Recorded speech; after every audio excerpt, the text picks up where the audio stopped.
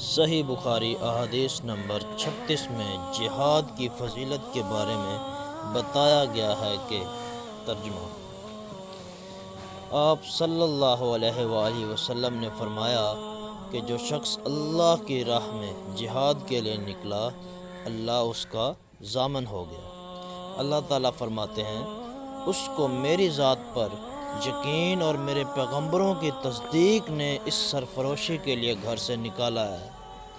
میں اس بات کا ضامن ہوں کہ یا تو اس کو واپس کر دوں ثواب اور مال غنیمت کے ساتھ، یا شہید ہونے کے بعد جنت میں داخل کر دوں۔